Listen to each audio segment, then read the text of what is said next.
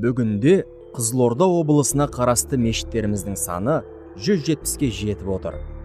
Олардың бір қатары Қазалы ауданына тиесілі. Сыр бойына арнайы сапарымызда бірнеше мешітте түсірілім жасадық. Соның бірі Әйтеке би кентінде орналасқан Қазалы аудандық Жанқожа Батыр мешіті. Қазалы ауданына қатысты қазіргі таңда 23 мешіт жұмыс жасап тұр. Оның 18-і ауылдық елді мекендерде болса, 5-і қала кентте. Сондықтан да қазіргі қала кенттегі жалпы мешіттер жамағатқа жақсы жағдай жасап, 5 уақыт намазын және де күнделікті сабақтарын өткізіп отырады. Мешіттегі имамдарымыздың білімдері жоғары, медресе, жоғары оқу орындарын бітірген мамандар тартылған деп айтуға болады. Және тағы бір айтып кететіні, біздің Қазалы ауданының ерекшелігі, Қазалы ауданында тәуелсіздікке дейін кеңес үкіметінде сондай азан айтып намаз оқылып тұрған тарихи мешіт бар, Қожаназар Ишан мешіті. Осы уақытқа дейін мүлде тоқтамай Қазалыда жалғыз мешіт болып қызмет атқарып келді. Орталық мешіт болғаннан кейін біздің мешітімізде жамағаттарда шәкірттер өте көп. Жалпы мешітімізде әр аптаның дүйсенбі жалпы 6 күнінде сабақ болады. 6 күнінде сабақ болады, соның ішінде ақида сабағы, фиқх сабағы, Құран сабағы, тәжвид сабағы және де басқа сабақтар болады. Жалпы мешітімізде өте көптеген білімді шәкірттер бар. Бұл мешіт ашылғаннан кейін бұл мешітімізде 80 балаға дейін жуық балалар оқыды, шәкірттер сабақ алды. Соның көбісі қазір осы мешіттен тәлім алған шәкірттердің көбісі сол өзіміздің беделді университетіміз Нұрванак университетінде көптеген осы мешіттен тәлім алған шәкірттер сабақ алып жатыр. Соның ішінде Қазақстанның түкпір-түкпірінде медреселеріміз болса, соның ішінде де осы мешітте дәріс алған шәкірттеріміз сабақ алып жатыр. Мешіт мекені. Аудандық мешіт Әйтеке би кентінің орталығында орналасқан. Сол себепті болар, құлшылық үйіне келуші тұрғындардың қарасы қашанда азайған емес. 2013 жылдан бері жұмыс істеп келе жатқан мешіт 9 жолдың торабында тұр. Біздің ауданда халық көп.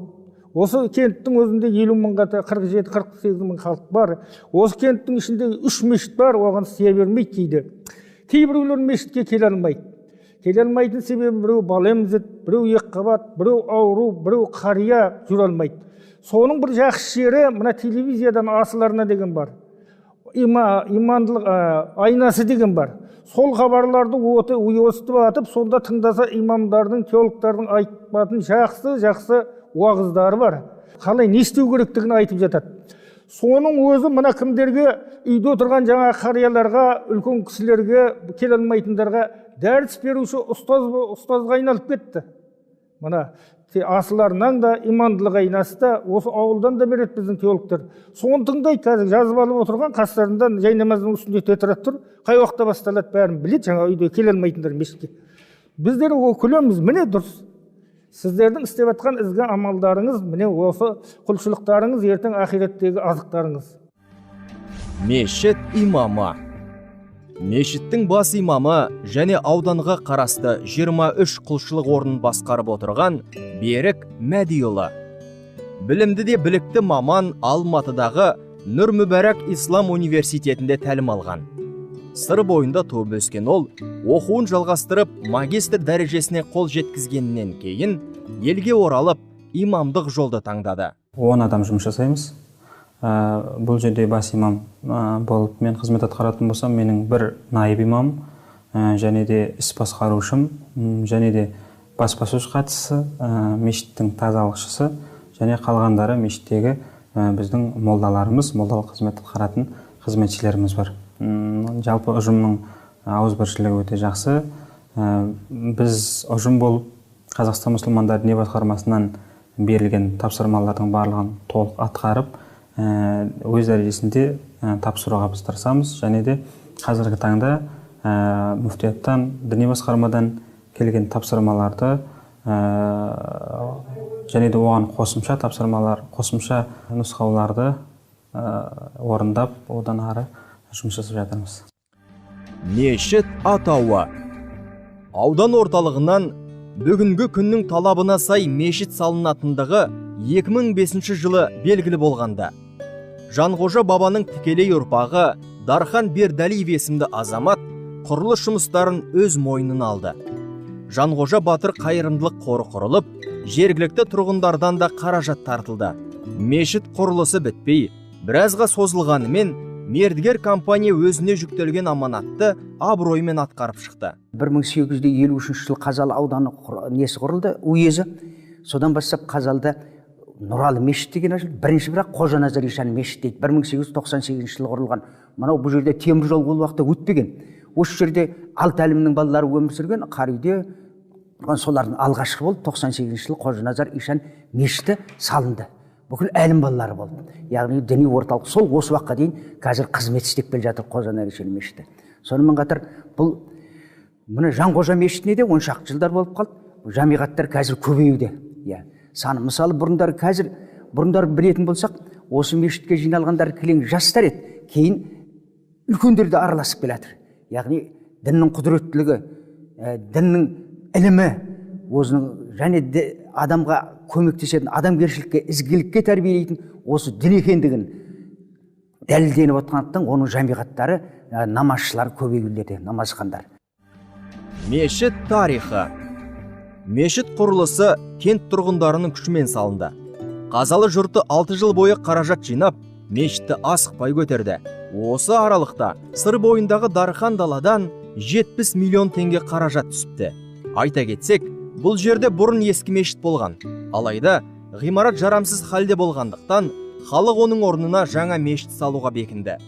Бұл бастаманы Жанғожа Батырдың ұрпақтарымен бірге Қазалы ауданының көптеген тумалары қолдады. Южный Кореяда тұратын Дархан бауырымыз салды. Бердалиев деген 64 жыл туған, сол елдің азаматы, осы елдің азаматы, тумасы Жанғожа Батырдың 4-ші ұрпағы.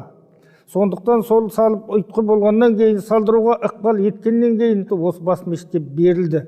Сосын Қожаназар Ишан мешітіне былайынша Завия мешіт болып қалды, филиал болып. Қазір бас ауданның бас мешіті болып осы мешіт саналады. Бұл мешіттің ішіндегі өзі қандай әдемі болса, ішіндегі жасалып жатқан ізгі амалдар да сондай әдемі. 5 уақыт азан шақырылады, 5 уақыт намаз оқылады, жамағаттар ішке сыймайды. Жұма күндері келсеңіздер, балкон бәрі толып тұрады, дала толып тұрады. Қыздар төменде оқиды, әйелдер төменде оқиды. Діни дәріс беріп тұрады. Мешіт сәулеті. 2 қабатты ғимарат әсем көріністе бой көтерді. Күмбезі жауын шашыннан қорғайтын арнайы материалмен қапталған. Маңдай тұсындағы кішігірім күмбезшелері де мешітке айрықша көрік беріп тұр. Мұнарасы аса биік емес. Оның да собақша болып келген күмбезшесі мешіттің шатырымен үйлесім тапқан. Дәретханасы мен шаруашылық бөлмелері мешіт ғимаратынан оқшау тұр. Жанғожа Батыр мешіті Жанғожа көшесінің бойынан орын тепті. Асыл иман ихсан деп қайырымдылық қорын аштық. Бір отбасыға 2 бөлмелі үй салып бердік. Одан келе 25-30 отбасымыз бар өзіміздің. Сол кісілерге көмектесіп келеміз. Азық-түлікпен, қыста көмірмен. Осы күні 5 отбасыға үй салып жатырмыз. Алла қаласа, осы биыл кіргіземіз ба деп едік. Былтыр үлгермей қалдық, күн суып кетті. Бірақ осы Алла қаласа, осы жылы кіргіземіз, Алла қаласа. Бірақ енді біздің мақсатымыз осы көп балалы семьялар, жалғыз басты аналар, бізде осы жалғыз көмектесіп тұрған қазіргі осы сондай отбасыларға. Жалпы жамағатымызға Алла разы болсын, бәрі бір ауыздан құшты қоптап, Аллаға шүкір. Имамымыз да өте сауатты, араб тілінен сабақ беріп, ақидадан сабақ беріп, өте сауатты жігіт. Астыңғы қабатта 150 орындық асхана жұмыс істейді. Ал негізгі бірінші қабатында 1000 орынға есептелген намаз оқу залы бар. Алла үйі аудандағы ең сәулетті ғимараттардың біріне айналды. Осы күнімізге дейін халыққа қызмет етіп келе жатқан мешіттің ауласы 30 сотық. Ал ғимараттың өзінің көлемі 400 шаршы метрден асып жығылады. Қазақстан мұсылмандар діни басқармасының 4 бағыт бойынша жұмыс жасайды. Соның бірі уағыз насихат. Уағыз насихат бөлімі бойынша біздің Қазалы ауданында ЖАНТы жергілікті ақпарат түсіндіру тобы бар. Бұның құрамында білікті имамдар, және де қоғам қайраткерлері, және де мұғалімдер, тарих пәнінің мұғалімдері тартылған.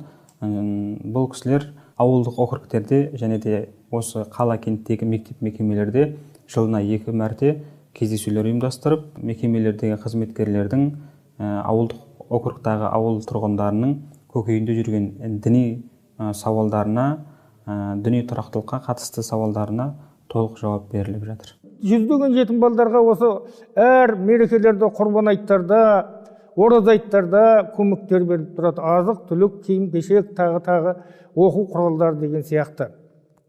Бұл мешітке біз қарыздармыз. Қарызымызды бұл Алланың үйі болғандықтан немен өтейміз қарызымызды? Біз құлшылығымызбен өтейміз. Ұрпағымызды да сондай етуге өтейміз. Мешітте 250 адамдық әйелдер намаз жайы жоғарғы балконда орналасты. 40 шәкірт бір мезетте сабақ оқи алатын дәрісхана, 25 орындық неке залы да жұмыс істеп тұр. Жаңа ғимарат іске қосылған шақта Қазақстан мұсылмандары діни басқармасының бұйрығымен Жанғожа Батыр мешіті Қазалы ауданының бас мешіті болып бекітілді. Осы дінмен әр уақытта жақын болуымыз керек. Алла тағаланың бұйрығымен, бәрі де Алла тағаланың бұйрығымен болады. Мына ауруда, сонымен қатар халықтың әл-ауқатының жақсаруда бәрі де Алла тағаланың бұйрығымен болып отыр. Сондықтан да бұл қазір 2-3 мешіт бар осы жерде, жамағаттар көбеюде дінге бет бұрушылар. Бұл адамның сана сезімін үлкейтеді, сана сезімін, адамның адамгершілігін үлкейтеді, адамгершілігіне қуат береді, дендеріне саулық береді. Сондықтан да біз дінге өте жақындасуымыз керек. Әрине дінге үгіттеу міндеті, бірақ әлде де болса намазхандар аздау.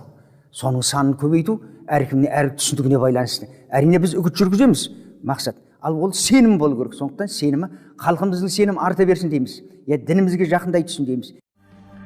Мешіттегі дәрістер. Діни басқарманың жарғысына сәйкес әрбір мешітте 5 уақыт намаз, неке қию, сәбиге азан шақырып ат қою, құрбан айт, ораза айт намаздары және қадір түні тағы да басқа шаралармен қоса әр күн сайын иман сабақтары өтіп келеді. Ақида, фиқх, сира дәрістері, әсіресе Құран кәрім сабақтары Қазалы мешітінде бір тоқтаған емес.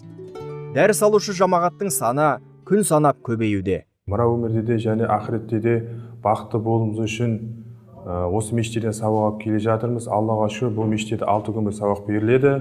Ақида, фиқх, Құран, тәжвид және мұғалім сәні сабақтары беріледі. Бұның ішінде имамдарымызда, ұстаздарымызда жоғары деңгейде оқып бітіріп келген, тәжірибесі мол азаматтар сабақ береді. Соның ішінде имамымыздың өзі Нұр Мүбарак университетін бітірген. Осы мешіттен білімімізді артып жатырмыз. Қазір Аллаға шүкір Қазақстанда көптеген мешіттер ашылып жатыр. Соның ішінде беделді мешіттердің бірі осы Жанғожа Батыр мешіті, осы біздің мешітіміз. Қазір ауданымызда көптеген жастар имандыққа бет бұрып жатыр. Қазір мына мешіттің ашылғаны 4-5 жылдай болды. Аллаға шүкір 4-5 жылда осындай деңгейге жеттік. Осы мешітке келіп білімімізді күшейтіп жатырмыз. Қазір Аллаға шүкір Алланы танып, ақыретті танып жатырмыз. Қазір мына Құран жаттап, Құранға түстік, шүкір Құран оқи аламыз. Құдайға шүкір Құранға түскеніме бірнеше ай болды. Аллаға шүкір Құран өз дәрежесінде енді оқып үйренуге тырысып жатырмын. Енді қарап салыстырып қарасам, кириллица әрпімен жаттаған Құранмен Құранның түпнұсқадан оқып үйренген Құранның едәуір айырмашылығы бар екен. Мен соны түсініп, енді өзімнің қателіктерімді осыған дейінгі намазда оқып келген, үйде былай оқитын дұғаларымда қосатын да қате кетеді екен ау деп соны түзетуге барынша тырысып жатырмын. Осы мешітте әйелдер секторы жұмыс жасайды. Ұстазымыз Зәуре деген апайымыз бар. Бар ынта-шынтасымен бар білгенін өз дәрежесінде бізге үйретіп, барынша үйретіп, миымызға құяды. Біздің жас ерекшелігімізде әртүрлі. Менен үлкенде 76-80-ге жақындап қалған апай бар. Ол кісі де Құран оқып үйренді, осында келіп мешітте дәріс алып жүр. Тек ер кісілер ғана емес, әйелдер жамағатының да мешітке келіп дін дәрістерінен сабақ алуы Қазалы ауданында дәстүрге айналып келеді. Апалар мен қыз келіншектердің қатарына аудан орталығынан тыс төңіректегі елді мекендерден де шәкірттер қосылып жатыр. Алдағы уақытта да Қазалы аудандық Жанғожа Батыр мешіті тәрбиелік мәні зор қасиетті орын болып қала бермек. Алла бізді жүрегі мешітке байланған пенделерінің қатарынан еткей.